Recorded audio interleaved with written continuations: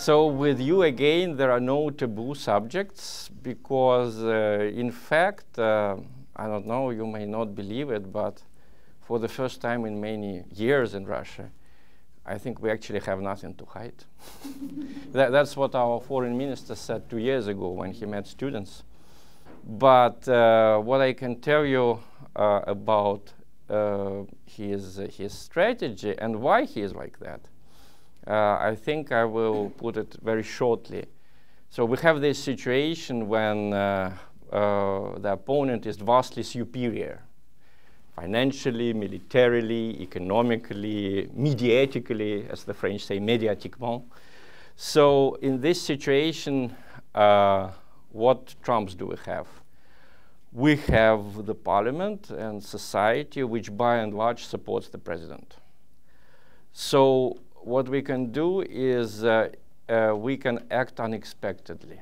You know, Putin has what Roosevelt wanted for himself before the war, the power to make decisions instantly, hoping to have society behind him. So that's why Putin behaves like that. That's why some of his moves are indeed unexpected, like few people expected him to counteract the new regime in Ukraine after it came to power violently. Few people expected him to really get involved in Syria in 2015. He acts unexpectedly precisely because we are at such a disadvantage. Precisely because we're at disadvantage in terms of the military budget, the financial might. You know, if we calculate the United States military budget is 716, right, billion. Russia's is 66. And according to the estimates, that's not my estimates, that's Stockholm Institute for Peace Research, NATO's European allies, you know, Russia's military expenses are 27% of the military expenses of NATO's European allies. So you have the American budget, which is 11 times bigger than our, and then you can add safely also four Russian military budgets. So it's how many? 15 times more, right? How do you counteract it? Only by acting unexpectedly. So that's why Putin acts like that. I think in a different situation he would act very differently. And in general, there would be less attention on his person and more attention on what's going on in society. There would be more parliamentarism, if you want. All right, now, in foreign policy, we don't have much of parliamentarism, precisely for the same reason why Roosevelt and Truman and others, you know, they said that the president needs to have the power to make decisions instantly. It's not 19th century, when you could consult and then decide, you know, and then allocate the money and then move the troops. Now you have to act instantly. So that's pretty much all I think I want to tell you about Putin. And our further conversation, I think the best way is for you to ask questions and for me to answer them to the best of my ability. Okay, my old friend, just. Okay, can you address this statement by the State Department person to Congress a few days ago about the plans of the U.S. is to crush Russia and balkanize it and continue to put on sanctions until Russia submits? Well, I think it's not a secret. That is a sad reality. I must tell you that the people in Russia who are most saddened by this reality, this is the Russian elite, because they didn't expect it. The Russian elite is mostly liberal. And in the late 80s, you know, when reforms started, when the lid was raised over this kettle called the Soviet Union, basically we had these liberal dissidents whose influence was tremendous. It was very big before Gorbachev, because people talked at the kitchen, people listened to the Voice of America, to BBC in Russian. It was jammed, you know, some of them listened in English. A lot of people read, you know, forbidden literature. And the Russian liberal view of the world was that Russia or the Soviet Union has no enemies. The world has become much kinder since the end of the Second World War. We have no enemies. We have some people, some nations, which are angry about what Stalin did. So we just apologize. We give them guarantees of security, and then we'll have eternal peace. That was a common belief, which was very firm, and it was promoted by 90% of the Gorbachev Soviet press, by I think 85% of the Russian press under Yeltsin, by television under Yeltsin. It was until recently promoted by television here too. And then, unfortunately, facts simply didn't match up. We apologized under Gorbachev, under Yeltsin, we apologized for what Stalin did. So technically relations with the Baltic countries, they got their independence. Poland got its independence, no Russian influence at all, So we expected them to develop a friendlier relation to us, and nothing like that happened. It got worse and worse every year, and it got dramatically worse in the last, I would say, not even 4 years, but even before, Putin basically did not object to Estonia, Latvia, and Lithuania becoming NATO members. So we were told that they would feel reassured, okay, they're inside NATO, so now there's absolutely no reason for them to be worried about Russia. No, again, the opposite. So it's very difficult for our elite, for the so-called oligarchs. I mean, I don't like these people, but I think the name oligarchs is simply wrong, They are rich people living in Russia. And you should understand their situation. Most of them, 95% of them, expected that relations with the West would improve.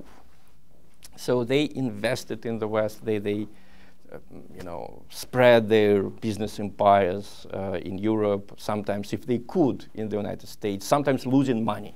That was very important for them to get a foothold, and to be a part of this big world. And now suddenly, you have 217 Russian individuals and companies under sanctions, even though all of them, not some of them, all of them never made any anti-American statements. Maybe 2 or 3 of them criticized the US policy on Crimea, but for example, Deripaska, he didn't even criticize any US actions on Ukraine or on Syria. And he is under sanctions. And the explanation which was given by this lady, deputy head of the Treasury Department in the United States, was very simple. A big Russian energy company operating under Putin's regime, enough for sanctions. So it's like a little bit like Bolsheviks in the early years of the Soviet power. If you are a capitalist, if you're a rich person under, I don't know, the British government or the American government, you don't have to make any anti-Soviet statements. You are an enemy by definition. Here is that hostile social system. Here is that bad government. That person is rich under that bad government. Hence, he is bad, or she is bad. And this is the logic that our oligarchs are only slightly beginning to comprehend, because that just didn't fit their thinking. Their thinking was like, we like to make money, everyone likes to make money, so you can explain human actions by money interests. If they pressure us, probably they want more money, okay. We will make a deal with them, we will, I don't know, do something that suits them financially, and it doesn't work. So it is a problem of a believing person and a religious person. These people who act against the Russian oligarchs, they're operating for ideological motives. And the Russian oligarchs simply don't understand, because they have no ideology. They do have no ideology. The same story was with Yanukovych. He did not understand why. He actually made all the concessions. He agreed to sign this association deal with the European Union that would make Ukraine basically a market for European goods without any barriers, you know. He did every effort to please the EU, to you know, his people invested there. And he expected them to be nice to him, and he didn't understand why do they keep yelling about Yulia Tymoshenko.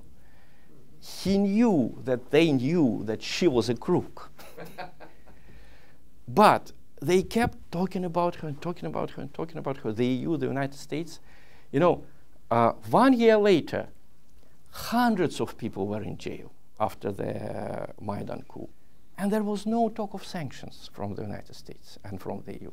But they were talking about sanctions, and they threatened until the last moment to pull out of the association with the EU because that one person, Yulia Tymoshenko, sitting in jail. See? So Yanukovych did not understand. He thought, well, probably they just want more money. That was his thinking.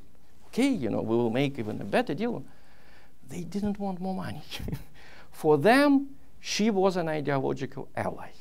Even though she was a crook, she was an ideological ally. So her freedom and her life was millions of times more precious than the lives of these 10,000 people in Donbass who were not ideological allies, who were like pagans to Christians, you know. They died. Okay, their life could be fulfilled if they accepted our ideology. That's a religious thinking, you know. That person could be a Christian. Unfortunately, he died before becoming a Christian. So his life is worthless. That's the attitude of conquistadors, you know, to the pre-Columbian population of Latin America. That's roughly the same kind of attitude. And he was surprised, and I think he still is surprised. I think he only now begins to comprehend what actually happened to him, because on the personal level, everything was nice. Please look at the footage of the meeting of Yanukovych and the EU leaders in November 2013, you know, when he refused to sign the deal in Vilnius. Polite atmosphere. Mr. President, we expected more. It's so unfortunate that you could not deliver. And then, 3 months later, these people wanted to see him murdered.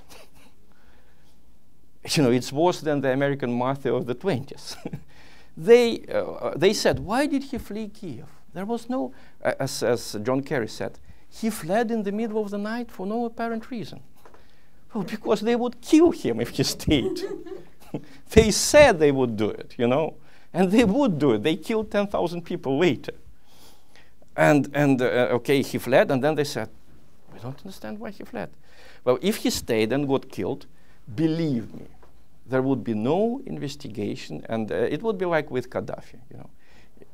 Gaddafi, again, his thinking was that I made a deal with them, you know. I gave up my ambitions about chemical weapons. We have nice oil trade. Everything's going fine. No, they wanted to kill him. And they killed him. So this kind of situation is very difficult for our elite to comprehend, and they keep trying to sit on two chairs, you know.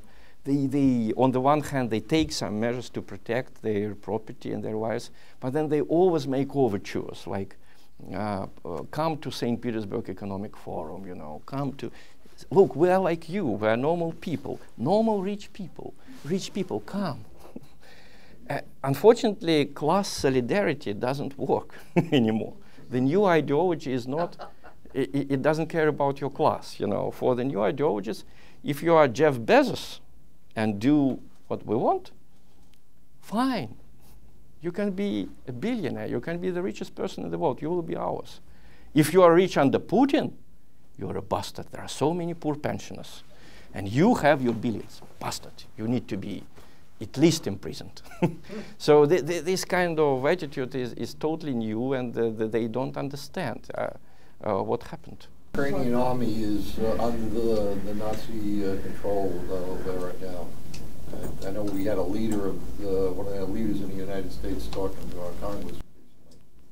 Well, there is this so-called Azov battalion, which uses Nazi symbols and which is absolutely terrible.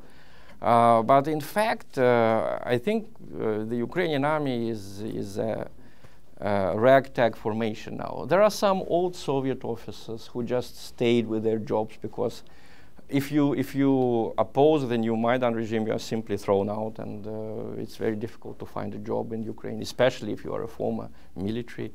There are some people who are Nazis, like you said. They can be in the same battalion with normal people, right? So, but the mere fact that people who went to the same school, watched the same television, went to the same kindergarten, speak the same language. Most of the Ukrainian military operating in Donbass are Russian-speaking, because the poorest people go to the army, and the poor are mostly Russian-speaking, and also even Ukrainian and Russian are so close to each other. This is one of the problems. I can understand any Ukrainian.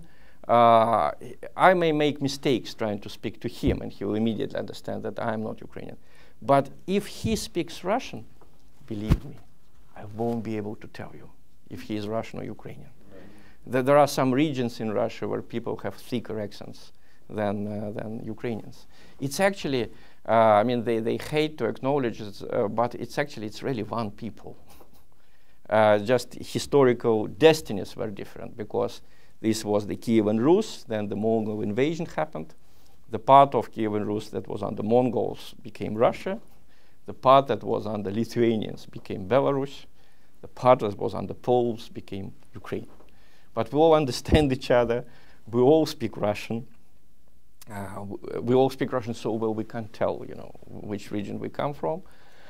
We have roughly the same appearance, even though, of course, Russia is like the United States. You have people of all the creeds and all the appearances, but the core population here is Slavic, so it even looks exactly like Ukrainians. So the fact that you have for years to stand in the trenches and look for the guy who looks exactly like you, who went to the same school, watch the same television, every evening the same channel with you, because the Soviet television had 3 channels, right? And you want to kill him, and you kill him, and he wants to kill you. This is awful. Even if you are not a Nazi, this is awful. It destroys your mind, it destroys your person, because civil wars are the worst. When you have a foreign invasion, it's like extraterrestrials, Extraterrestrials came, you don't speak their language, they don't speak yours. They came, they destroyed things, they left. Okay, you rebuild it, and Russia after the German invasion, which was awful, it was rebuilt in 10, 15 years. Germany by the 1960s was already more or less a fluent country. The consequences of the civil war of 1917, 1921 in Russia, we still feel them, precisely because there was so much hatred between people who had to live next to each other afterwards, who spoke the same language, but Soviets were afraid to meet immigrants when they went abroad, simply afraid for political reasons. So the civil wars are the worst. So the consequences of what we have in Ukraine, we will have them for the next generations. And in that sense, of course, Maidan and the whole Ukrainian situation was Putin's biggest political failure. Because, Crimeans now live as most of them want, and we're very happy about them. But there are 40 million other people who have been constantly told bad things about Russia, who have been constantly told every hour that they are at war with Russia. Some of them can resist it, some of them can't. It's going to stay with us for many years. What could he have done? Well, first I remember I worked in the liberal press in the 90s, and their attitude was very much like, basically Putin is, if you want, when he's not under Western pressure, he is a liberal. So he is a liberal. When he is not under Western pressure, he is a liberal, a typical East European liberal. So the theory in the liberal media, and Putin followed it, was that, okay, Ukraine is now an independent country. They have their school, they have their media. We shouldn't interfere. Let them say what they want. Let them teach children what they want.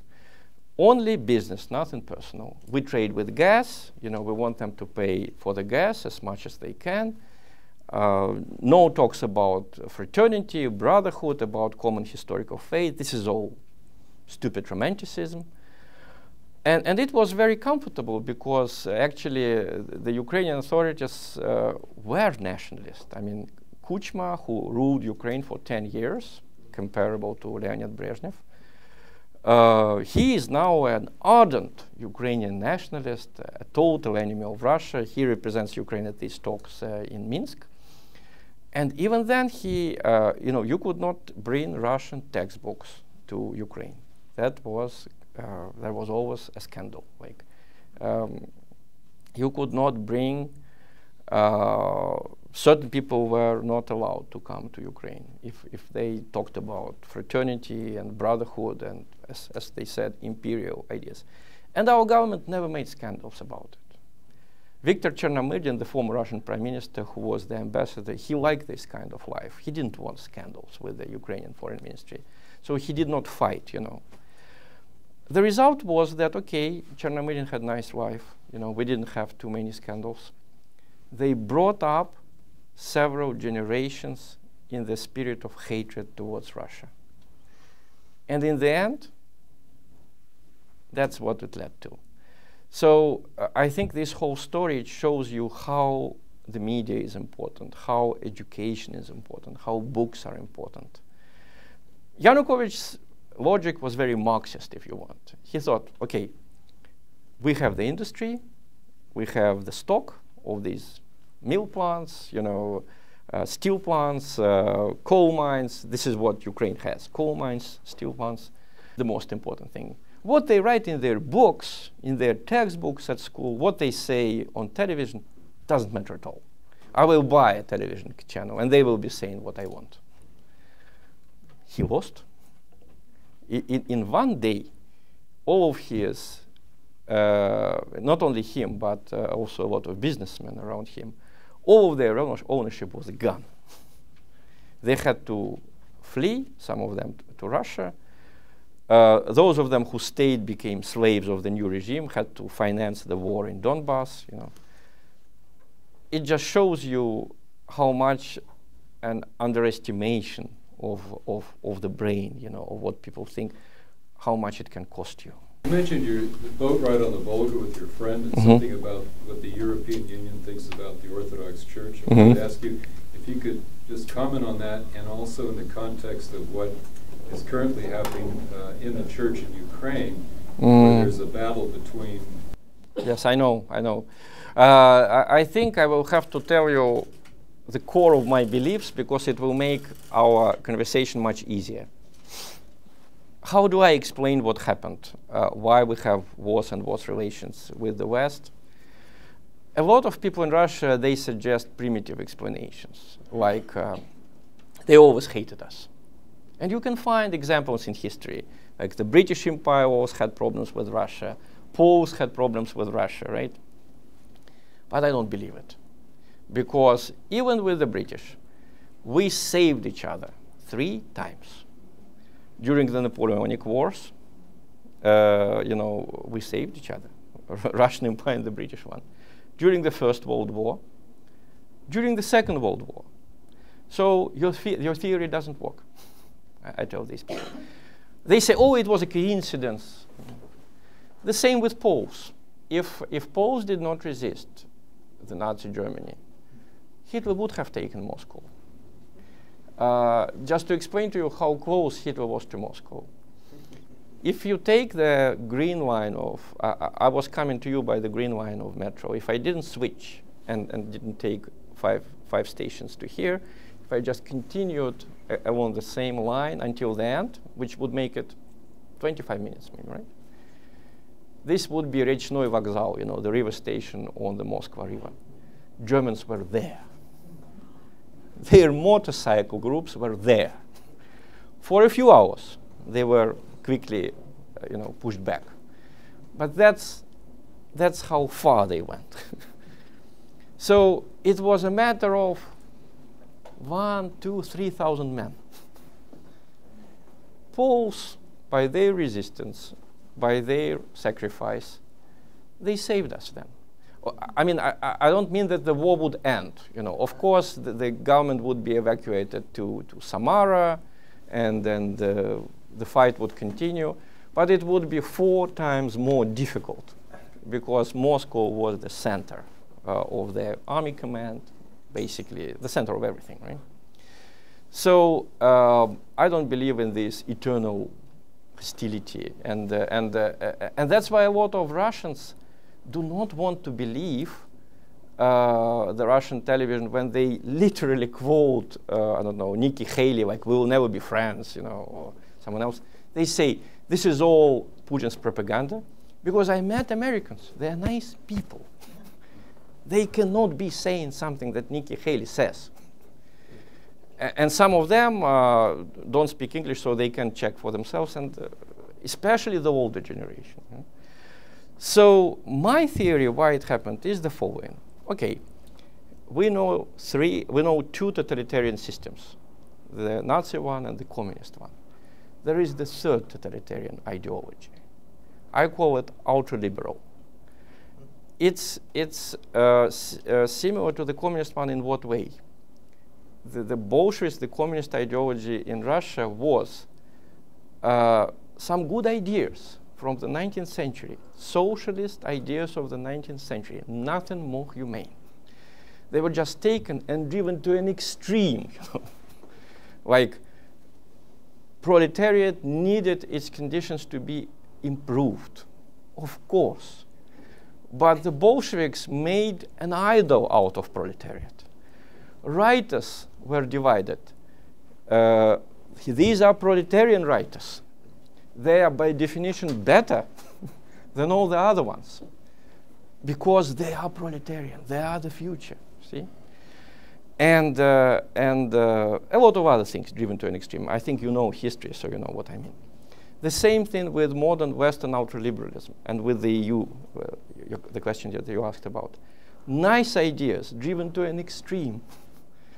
There is absolutely no question that women should have been given more rights a long time ago, that they should have equal opportunities with men. Absolutely no doubt about it. But when you have these, you know, again with writers, women's writing and everything else, it reminds us of what we had in the 1920s with the proletarian writers. I like an expression of Cleanth Brooks, this famous American literary critic. He was absolutely not a racist, but he said, I love writers, good writers, who happen to be black. It's not that he is black and he is a good writer because he is black. First, I want to see his writing. I don't want even to see his face. And he happens to be black. I'm happy for him. In the same way, you know, everywhere else. So basically, if you want my vision of it, we had 3 powerful secular ideologies in the beginning of the 20th century. Nationalism, socialism, liberalism. All 3 of them, in small amounts, are absolutely indisputable. Who is against national spirit and blah, blah, blah, you know, ethnic things, you know. Tchaikovsky and Beethoven and the Grimm brothers were called nationalists by the historians of music. Who is against community and help for the poor? And no one. Who is against, with liberalism, free enterprise, elections? No one. But all 3 had terrible offsprings.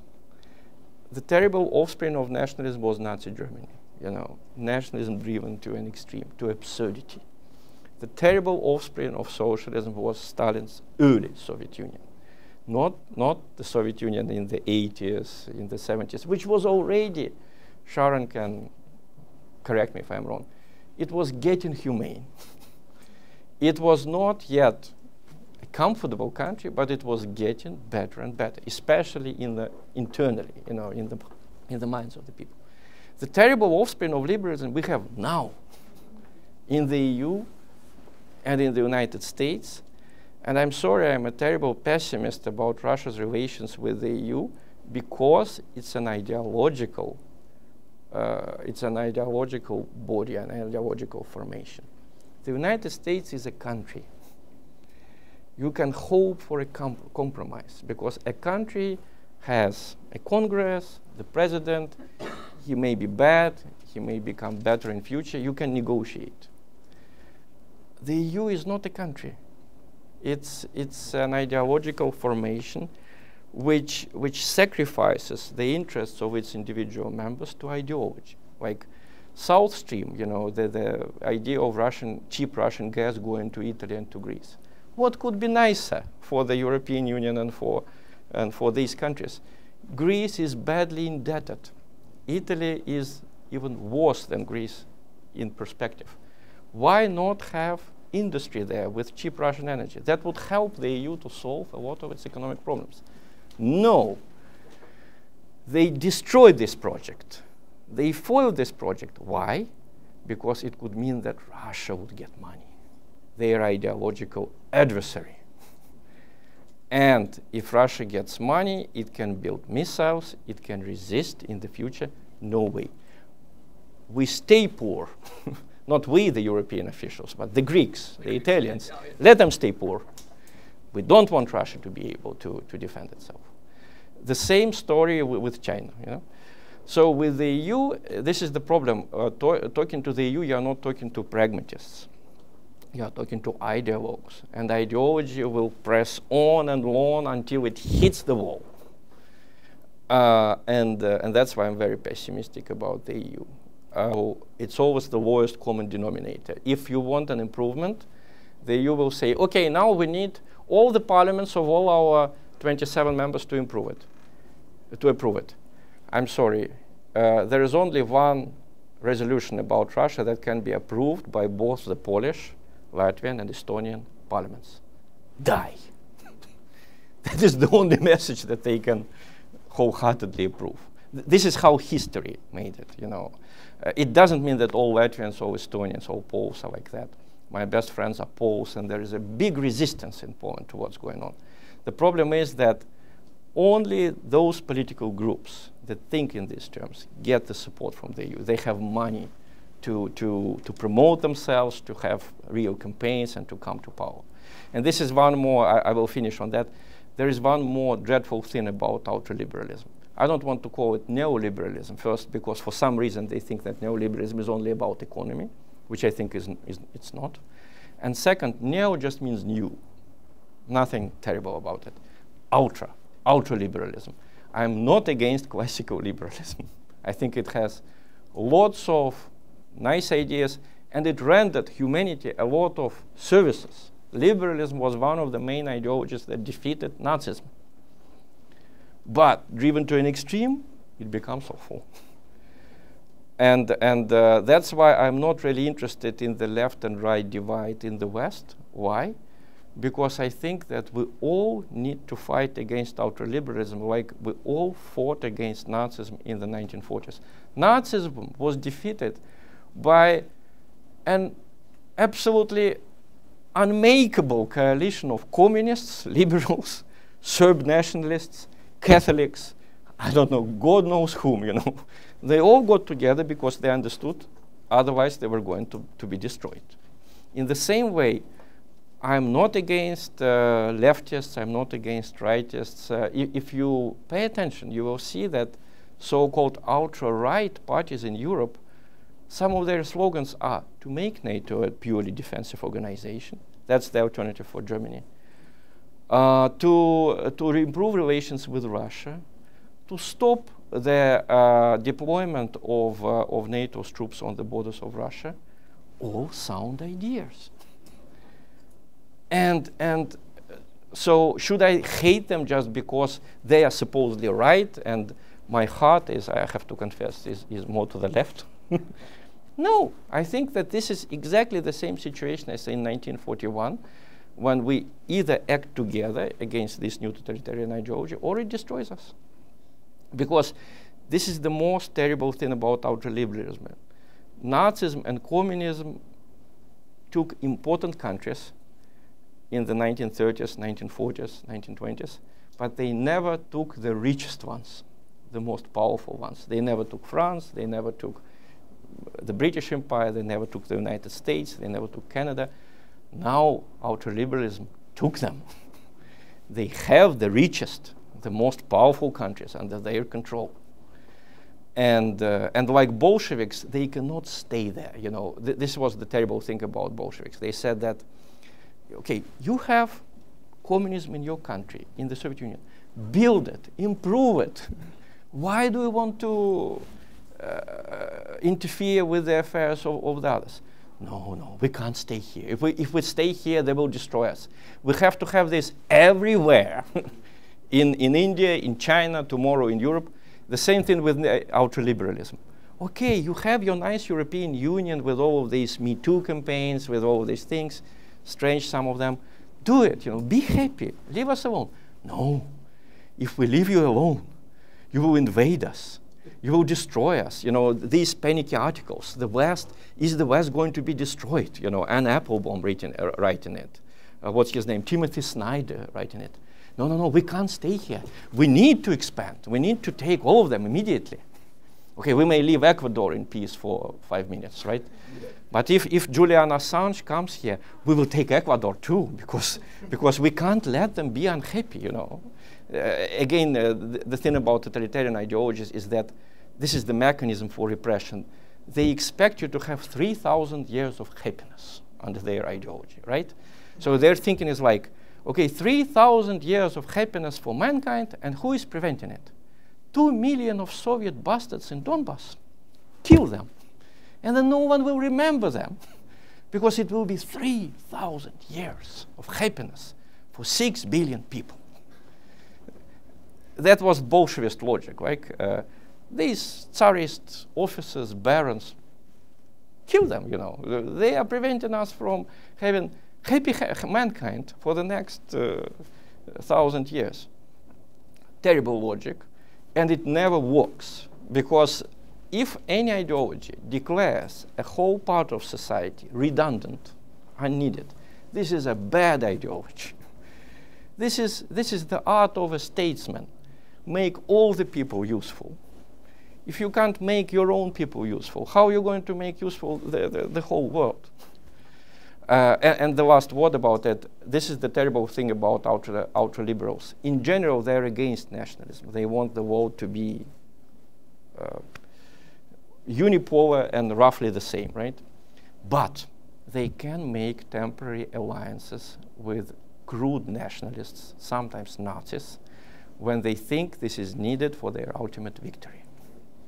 They made an alliance with Ukrainian nationalists against Russia. Some of them really terrible people, I don't have to tell you. Little by little, the truth about it is getting out. They made an alliance with Polish nationalists against Russia. They're making an alliance with Uyghur nationalists against China. They made an alliance with Croatian nationalists, some of them real Nazis, against Serbia. It doesn't mean that the ultra-liberals love Ukrainian nationalists. When they use them, these nationalists, they throw them out because they are really, you know, tribal in their thinking and not liberal and not feminist. They don't fit the new society. But they use these alliances against big countries which they think by their sovereignty prevent their ultra-liberal project from being realized. Who are big countries? Russia, China. A few years ago it was Yugoslavia. The big ones and the, how shall I call them? The unhandy ones. The ones that can potentially resist. Not even that they are resisting. Russian and Chinese elite is very, very pro-Western. But they can potentially resist. So they need to be treated as enemies. Sorry, that's all I had to tell about ultraliberalism. Can you tell us? I'm sorry. Can you tell us what the triggers are for a possible nuclear war between us right now? What are the biggest ones that you see? I'm very concerned because look what happened in April. These cruise missiles. The Russian head of general staff said that if they use cruise missiles against Syria, we will respond. Okay, Trump and Macron and Theresa May, they risked. Russia didn't react this time. They pulled it out. Sorry, they pulled it off. I don't even know what they destroyed. I mean, a few buildings, you know, not even a single person killed. And of course, I'm sure there was no chemical weapons there. Right. But the problem is that no one protested. No one condemned them for doing this. This very stupid and dangerous thing. So that means they can do it again. And again, Russia would not react. But at some moment, something terrible may happen. Because this is the thing with the military people. They're always nervous. They always suppose the worst. And they're right to suppose the worst. Because very few people expected a confrontation with the West. I remember 5 years ago, Dimitri Babich from the Carnegie Endowment here in Moscow, he said that Russia should just dismantle all of its Western defensive system, all of these military. Okay. We need more people in the Caucasus. We need to protect ourselves from the South. Dismantle it.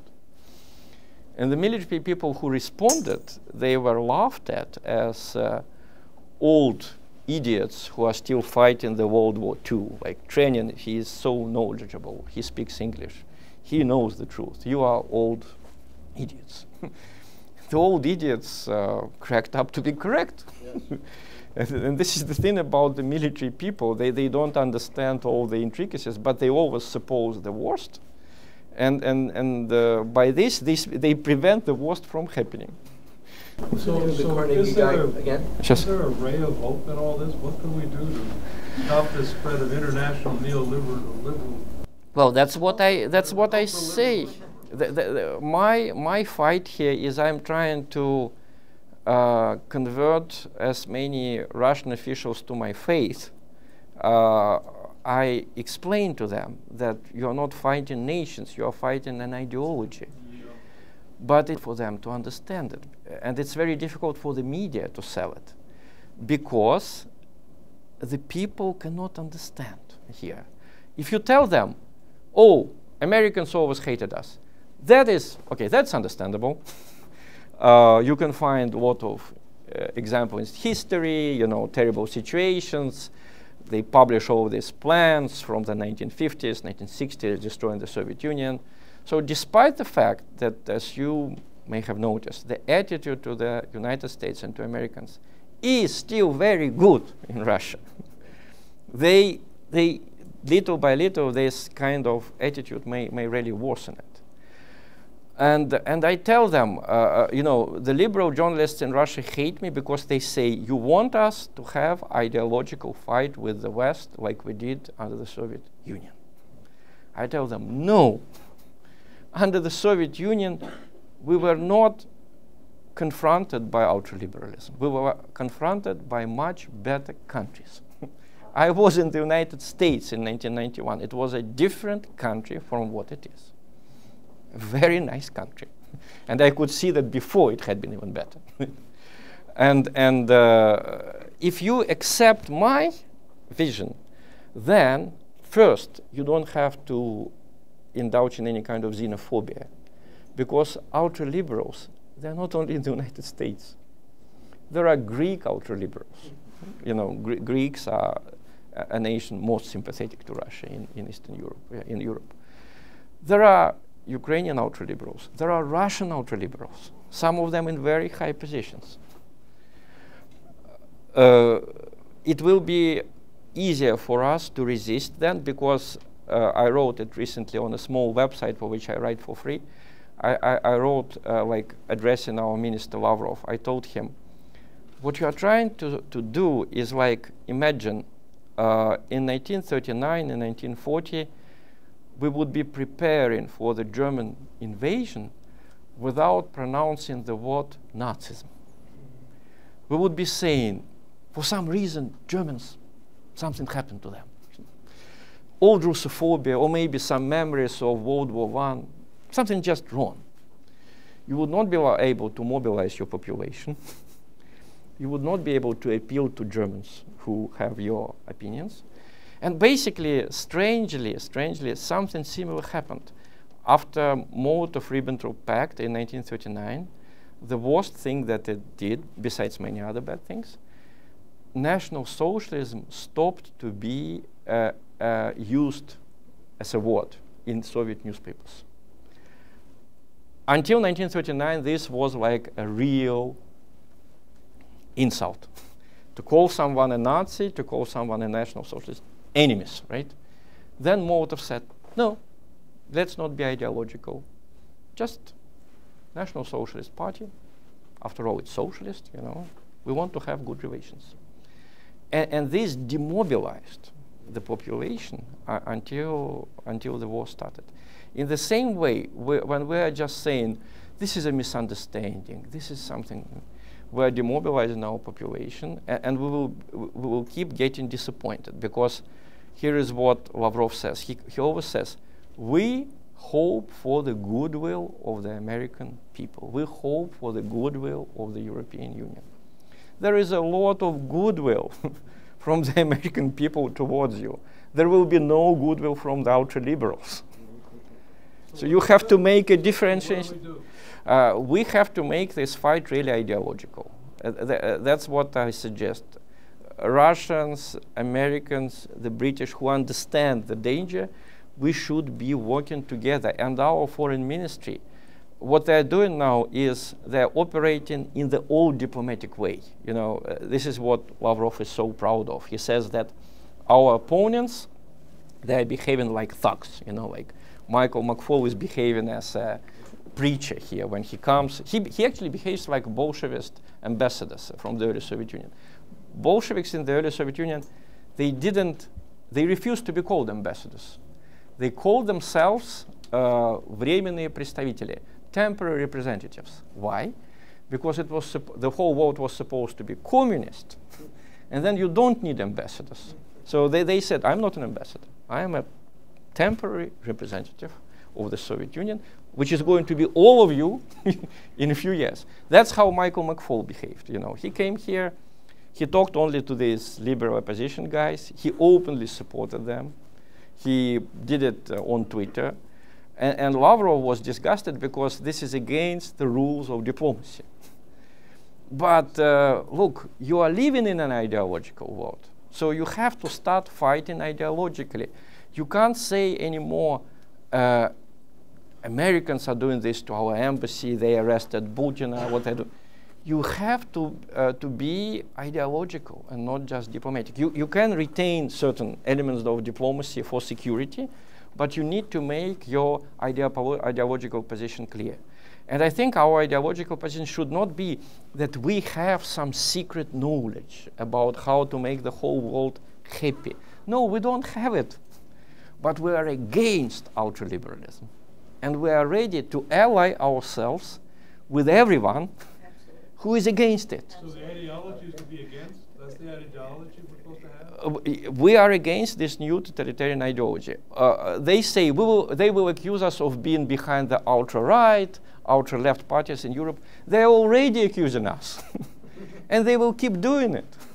So we have nothing to lose. It's like, if we sent textbooks to Ukraine in 1990s, in the year 2000s, there would be scandals. There would be protests from the Ukrainian foreign ministry. Chernomyrdian would have them coming every day.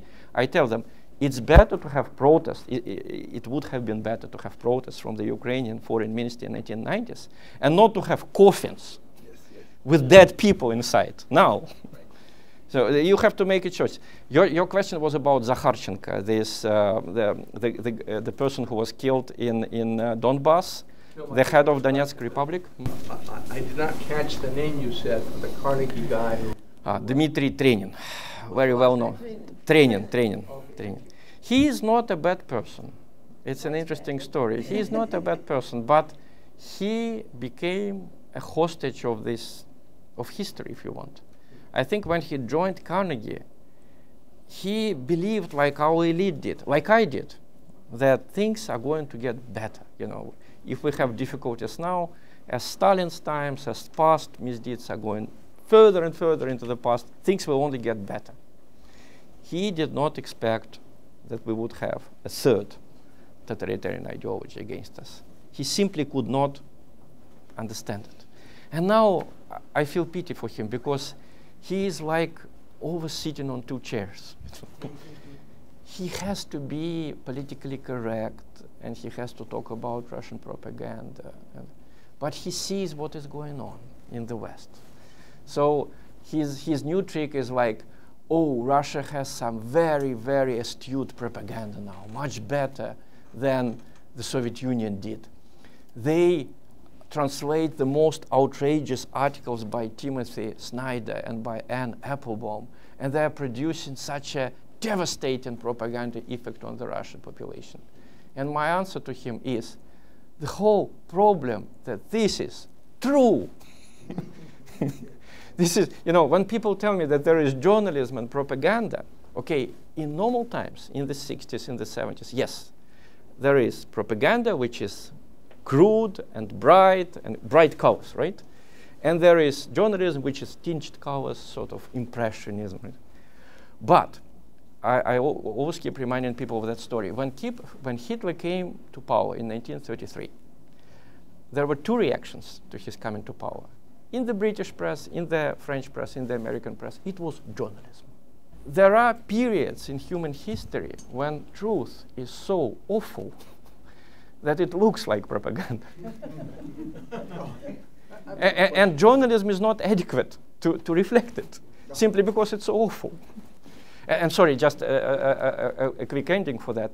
And the tragedy was that it looks like Stalin believed Western press and not his own propaganda. There were great people who came to the Soviet Union to help. Leon Feuchtwanger, why did he come to the Soviet Union? He wanted to fight Hitler, and he couldn't do it, not only in Germany, but also in Switzerland, even in Britain, before 1939. So he came to the Soviet Union because he wanted to help. And that was the only place where he could say everything he thought about Hitler, right? And Stalin, why do I think he believed the British press? In 1941, he made every effort not to give Hitler a reason, a pretext for the war. So he still viewed him, as the British press did in 1933, a somewhat bad guy, a nationalist, but he's not going to attack us for no reason. He will at least need a pretext. After all, he's a Westerner, he's a German. No?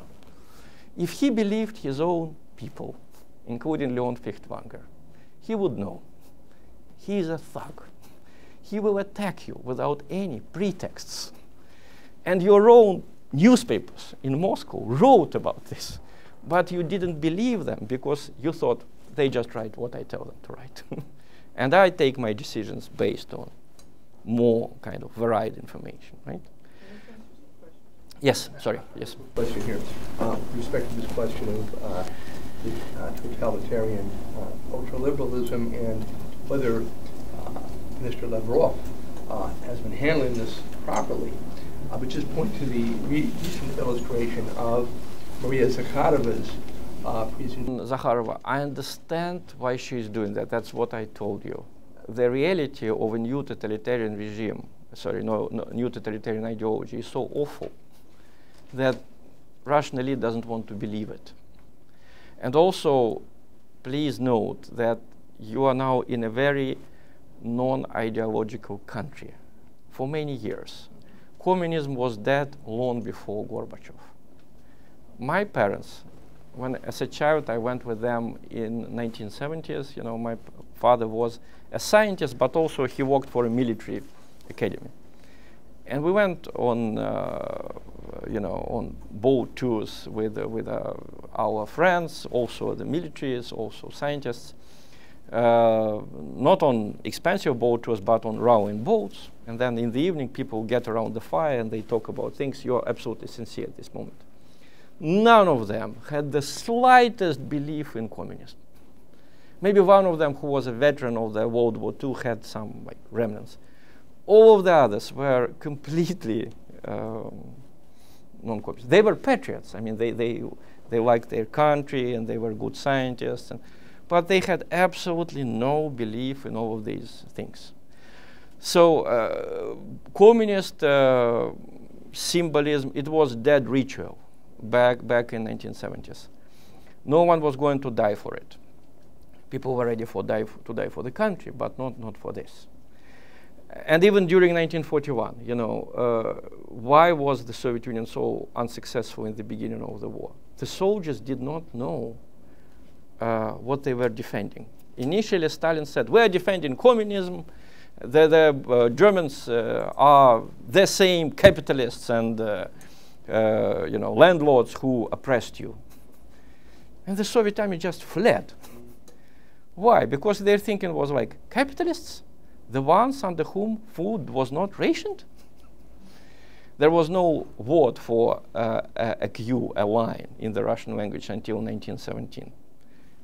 Now we have this word, очередь, right? The most important word in the Soviet times. They didn't, in the newspaper of 1917, they didn't know how to call it. They called it tails. You know, like there is a tail before a bread shop. Until 1917, there were no queues. There was oppression, there were problems, there was inequality, but certainly the standard of life was higher than in the 30s. So the Soviet army just fled, and then when Germans started to commit inhuman acts of cruelty, and when Stalin rehabilitated the Orthodox Church and allowed to elect a new patriarch, coming to this question about the church, right? Then they started to resist.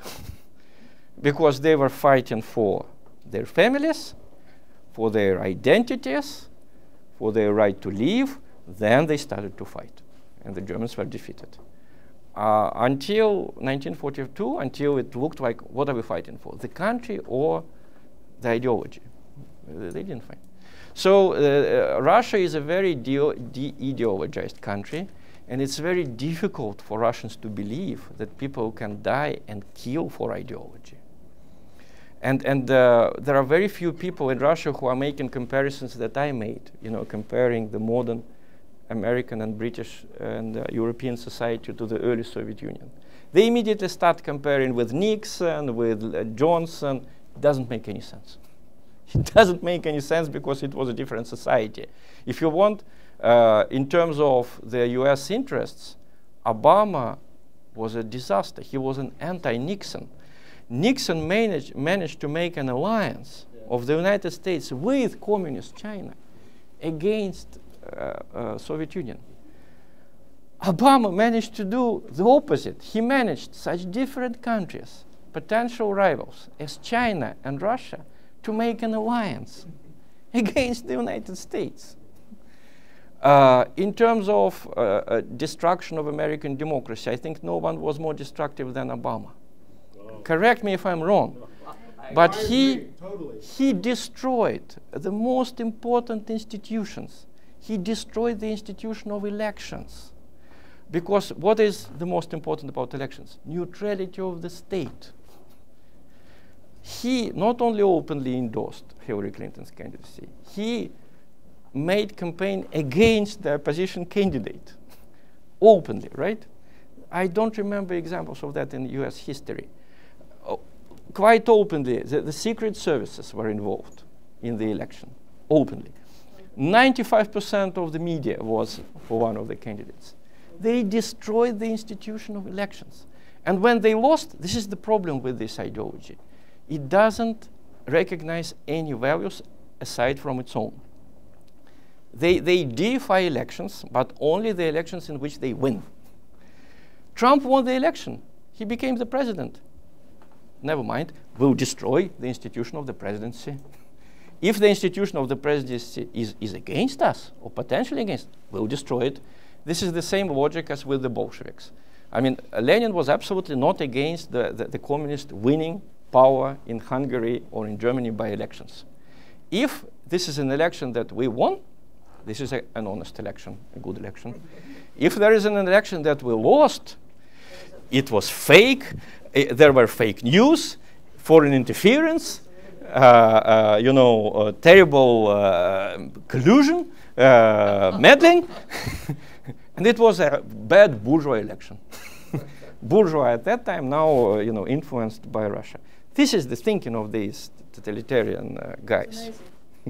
And but again, for Russians, it's almost impossible to understand, because also I think this is very important. The reason why the period of Stalin is depicted in such negative terms in the West is because they keep saying that this is a lesson only for you, for Russians. It happened in your country. No, it's a lesson for everyone. Just like the Nazi Germany, it's not a lesson only for the Germans. Maybe for the Germans in the least. It's a lesson for everyone, what happened there. So this is very important. But I think, you know, when Zakharova is going along this track, you know, British Empire, our internal enemy, this is the wrong track. This will not give. You mentioned that you were afraid when he asked the question about the fear of a nuclear war. Yeah. He asked, do you see a way out? There's an enormous epic battle that's taking place, and do you see a flashpoint when Russia will respond to ever-increasing pressure and attacks on itself? My dream is that a rebellion in the West against this ideology will happen earlier. And this rebellion has already started. The elections in France, Macron won only because they removed François Fillon from the race, basically by a nasty, dishonest method. And they had the protest vote split by 3 evenly between Marine Le Pen, Mélenchon, and François Fillon. If there was an honest election, Macron would have lost. Just look how many dissident countries we now have in the European Union, and how intolerant the EU is towards them. If you read the EU press, you might think that Hungary is a terrible dictatorship, you know, like the worst since the 1930s. In reality, it's a normal country. Not worse, not better than the Czech Republic. The problem is just that this Viktor Orban is not towing their line. In Germany, look how nervous they are. You know, I just loved it. Javier Solana came here to give us lectures in 2017, right after Trump's victory. I said it on Russian television. I don't know why the hell did we invite him. But okay, he came here, and it was right after Trump's election, and he said an astounding thing on Russian television. He said, if Trump is incapable to become the leader of the Western world, let Angela Merkel be the leader of the Western world. This is their similarity with the Bolsheviks. The Bolsheviks didn't care from which country to make world revolution. Actually, Trotsky would prefer Berlin, and Lenin would prefer Zurich. But okay, it so happened, you know, we took Russia. Okay, we'll operate from Russia. But they made an attempt in 1920 to take Germany because their ultimate dream was Germany. The country of their dreams was Germany and Britain. In the same way, how do we make ultra-liberal world revolution? Initially, we wanted to do it from Washington. Okay, the Americans rebelled. The punching bag defeated our boxer. Because Trump was supposed to be an easy punching bag for Hillary, right? And then suddenly the punching bag defeated our boxer. Okay, then we'll make it from Germany. Angela Merkel will be the leader of the Western world. See? And they were so nervous in the 9 months between Trump's election and Merkel's election. I suggest you look at the German papers. When she was low in the polls, they immediately started talking about Russian interference. You know, Russians are in the networks, fake accounts, trolls, blah, blah, blah, blah. When she was up, in order not to put the election in the doubt, they said, oh, according to the latest BND reports, Russian activity has decreased. Then she's down again. Then Russians have taken the networks, you know. Then again, so it was several times like that. And when she finally came with a more or less good result, they said, okay, we didn't trace any Russian interference.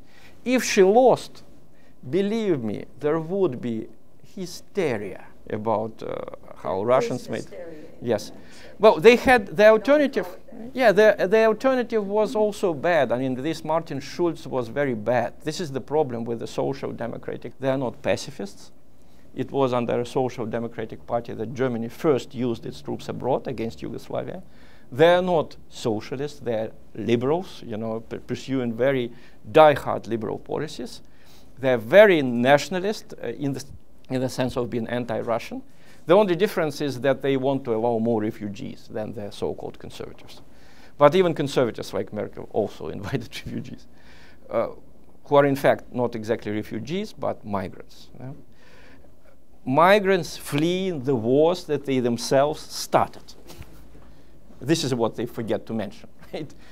If Russia had its way, you know, Egypt, Syria would be stable, and they wouldn't have this flood of refugees. But now they say, let me quote you, General Breedlove, Russia and Assad are weaponizing migration. Weaponizing. If we didn't start the rebellion in Syria, you know, it was all Assad who did it. Somehow under Assad and his father, people lived in Syria. Okay, it was not always a nice life, but we didn't have this flood of refugees to Europe. And they have been in power for 42 years before the, so even more, before the rebellion started. So I hope that this ideology will be defeated, because I hope it will be done using the electoral mechanism which still exists in the United States and in the EU, but these electoral mechanisms are being quickly destroyed. To appeal to the people to destroy ultraliberalism. Mm-hmm. What exactly. do you tell them? Well, I suggest that Russia, for example, Russia, what my country can do, we should stop fighting with the methods. We should start fighting with the causes. Because what Lavrov said at the UN, he said, let's make the practice of regime change illegal. Well, it's like saying, let's make world revolution illegal, but let's make Bolshevism legal. Well, this is the essence of ultraliberalism. It will make revolutions, it will make regime changes, because this is their essence. You know, this is what they are for. Essence. Yeah, essence. So if ultraliberalism is defeated, what will be the next ideology that will come out? Well, the main thing is that we shall live, we shall survive. Life will not be ideal. Probably there will be another totalitarian ideology. People are inexhaustible in thinking up idiocies, right? So there will be problems, but this particular problem will recede, just like Nazism receded. It's not completely defeated, right? It's not, but it's not what it was in the 1940s, right? That's my dream. I don't think we should strive to achieve an ideal society. There are no ideal societies. There won't be, because we're humans. But this particular ideology is very dangerous. I'm wondering whether, well, that's sort of a challenge. You would like to identify the odious ideology that you call ultraliberalism. It would be good to be able to do so. One risk, I wonder what you would say about this. One risk might be that it's almost a philosophical concept that you will have to define, and you'll get into people will begin getting into semantic arguments about what the definition of ultraliberalism is, and the contrasting possibility. So you would have to endure those semantic discussions about things.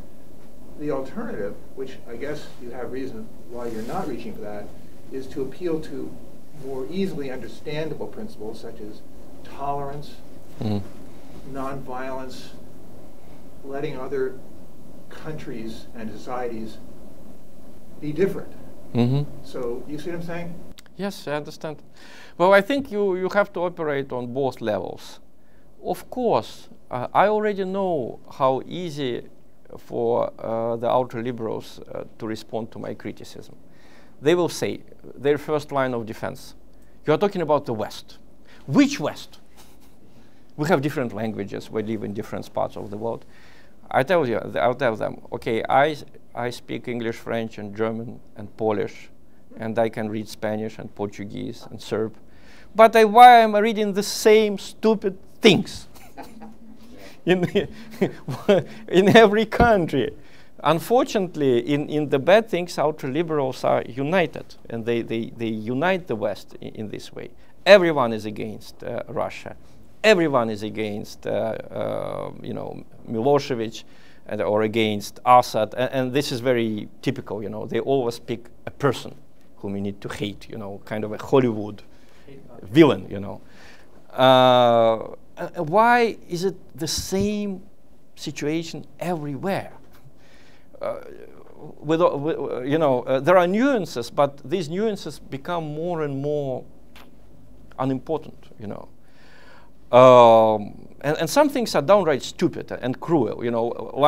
When David Cameron suggested that Britain should stop economic aid to those African countries which have not introduced single-sex marriage. This is a very cruel decision, because you understand that Africa can't do it tomorrow. They cannot, even if you support single-sex marriage, you can't expect countries to jump 300 years of history. But no one objected. No one. Everyone said, yes, a little tough, a little rough, but definitely in the right direction. So their second line of defense would be, okay, what do you call liberalism? Liberalism has created so many good things. I don't want to kind of become immersed and drowned in these discussions. I love freedom of the press, so if I have time and the other person have time, and he is honest, I will try to explain it to him. But we should quickly go beyond this point with the people who agree with that, who understand that. We don't need to repeat the same things all the time. The other problem with this totalitarian ideology, ultraliberalism, is that it doesn't have a name for itself. They operate anonymously. They say that they are normality. And if you do not act like they ask you to do, then you are somehow abnormal.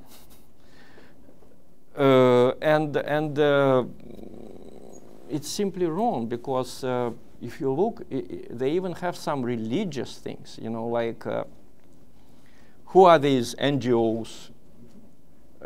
In Chechnya, for example, there were some people from Western NGOs and from Russian NGOs killed there, the liberal NGOs.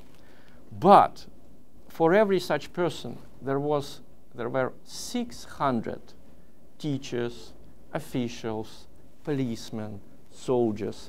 But the noise in the Western press was 600 times more about these 6 NGO people killed than about 36,000 others.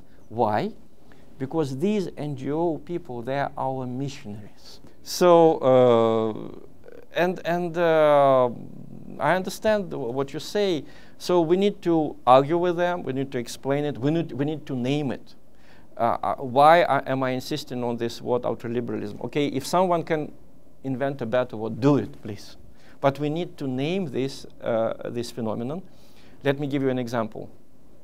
In the first years of the French Revolution, the poor people, the rebels, they destroyed every work of art that had a cross or a symbol of royal power on it, a cross or a lily.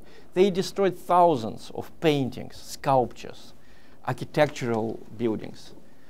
And there was an abbot, an abbé, in French, who gave it a name. He called it vandalism. And he said, no one before him used this expression. He just knew Roman history. He knew that Vandals destroyed Rome, so he made this expression. And he said, I coined this expression, this name for this phenomenon, in order to fight it. Until you call it, you cannot fight it, because then you will always get distracted. You will be saying, all of these people, Obama, Theresa May, Angela Merkel, as if they were somehow very different. Name it. If you name it, then you can fight against it. And you're right. I think that to people who do not understand, who may not know history, for them, these more simple things, non-violence, non-interference in internal affairs of other states, understanding, tolerance. The whole problem is that ultra-liberals use the same words. They kill for tolerance. They have merciless humanism. And they say that if you don't kill for tolerance, that means you are not tolerant enough. I call it one of the ways to combat this is to call it what it really is. It's called militarism. Well, when James Mattis said, these guys made women wear burqas, and it was a hell of a lot of fun to kill them. Well, of course, these are not good guys who make women cover their faces. But I think to kill these people is 1,000,000 times worse. Because you can liberate this woman and have her dress as she wants. But if you kill a person, you cannot resurrect him. And James Mattis said this and no one objected. Those guys are our guys. You know that, right? Yes. You know that. Well, there are some such guys here. Yeah. It is not an ethnic phenomenon. There are a lot of such guys here who also believe that, they are not, right now, they don't control the army. But there are a lot of such guys in the Ministry of Finance, in the central bank. In the 90s, they controlled the army. And their thinking is like that.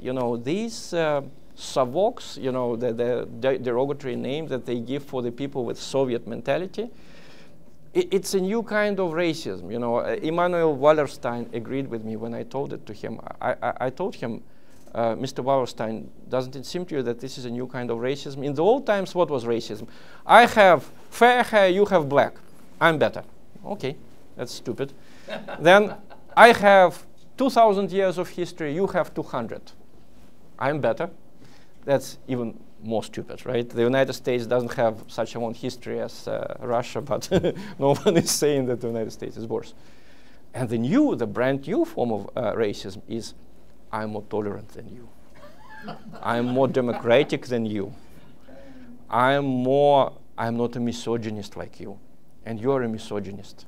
That's why you need to be killed by me, a human feminist. So this kind of attitude is spreading itself. It's a new racism. And unfortunately, you can feel it in the academia. Right now, the Russian scientists, how do they get money?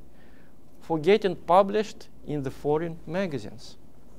If you get published in Russia, it's not counted. These are the ultra-liberals, people like John Mattis in our Ministry of Education who did it. So little by little, our scientists, they obtain this language. Ultra-liberalism has its language, just like Bolshevism. Let me give you an example. I wonder if you will agree with me. I told you that Bolshevism, like any totalitarian ideology, like ultra-liberalism, it had its privileged groups. In Bolshevism, these were workers, proletarians. So you can't imagine how many names the Soviet Bolsheviks invented for them. People were living very badly, but what kind of names they were given? The vanguard of the working class, hegemons of the revolution, the god of humanity, the honorary god of humanity. Now, in the West, these are disabled people, women, sexual minorities. Okay, let's take the disabled. There was a normal Russian word, invalid, which was not insulting in any way. It's a person who has problems. Now, they translated from English and from German, and we have this. People with limitation on their movement. People with peculiarities of development. People with intricacies of their mental state. And to my mind, or people with limited possibilities. To my mind, this is downright insulting. People with limited possibilities. But this is the same story as with proletariat as the vanguard of humanity. They try to make this group as privileged as possible in words, right? That's why they keep inventing new and new names, and scientists have to abide by these rules when they write their articles. And this is the problem. You cannot fight ultra-liberalism by its own language, using its own language. You need to use normal human language. Because they have their own language, which is very, you know, it's a reflection of their ideology. It's a reflection. You can say, we just fired that person and threw him out into the street. Or you can say, we optimized that person. We may, or you can say, I support just throwing people out into the street, leaving them without money, with their families hungry. Or you can say, I want to make the labor market more flexible. Yes. Who is against flexible market? Flexible is something nice, something that bends. And the other interesting thing, I think you will find it maybe also instructing on, you know, when I look at the current trials in the United States, they remind me of Stalin's trials. In what way? Well, first, there are some direct similarities. Like Michael Flynn talked to the Russian ambassador. What a crime. He did not tell everything about it to the vice president. A traitor. So in the Soviet Union, under Stalin, you know, Molotov's wife, Molotov was the second person in the Soviet Union. She talked to the Israeli ambassador, and she didn't tell all the details to someone. It was not an authorized conversation. They destroyed her in the same way as they destroyed Flynn. There was a trial, a discussion, she pleaded guilty. But this is a direct similarity. But there are also less direct similarities. For example, the story with Manafort. He liaised with Yanukovych, made some money, helped Yanukovych to get elected. He did it at the period when the attitude of the ultra-liberals in the United States to Yanukovych was normal. The attitude of ultra-liberals to Yanukovych fluctuated. First, he was a prime minister under Kuchma, and they wanted Yushchenko to be the president, so he was very bad, a Russian agent. Then Yushchenko cracked up to be a Nazi idiot, which he was. He quarreled with Timoshenko. There was a total mess. And suddenly Yanukovych became more acceptable, you know, because he is actually not anti-Western. He was not anti-Western. So attitude to him improved. And it was at this moment that Manafort started to help, getting money. Then they decided to make a revolution. Yanukovych again became an enemy, a pro-Russian agent. They almost killed him. And then they came after Manafort and they said, how come you worked with him? How come you made this money? It's exactly like what we had under Stalin. Under Stalin, the whole problem was that the party line changes. And if you get involved at some moment, if you get too engaged, it can be used against you. Like there was this Soviet historian, Mikhail Pokrovsky, who in the years after the October Revolution wrote very bad things about Russian monarchy. Like all the Tsars were bad, all of them bad. All of them, as he called them, trading capital in the crown of Monomach. So like crown capital. And this was under Lenin, under Trotsky, it was perfectly fine, you know. And then Stalin came to power, and under Stalin a new formula emerged. All the Tsars were bad, but somehow Peter the Great was good. Because he westernized Russia. All the Tsar's generals were bad, but somehow Kutuzov and Suvorov were good. Because they defeated the French and the Germans, and we now need their example to defeat the Germans. So what happened to Pokrovsky? He was put in jail, and his school was totally destroyed. Why? He fluctuated with the line, but then the line straightened up, and it went right through his intestines. Because the line is iron, is made of. The same thing happened to Manafort. He did not deviate from the line a single time. The line changed, and it went right through his intestines. So he'll get his 80 years. Maybe not 80 years, but a lot.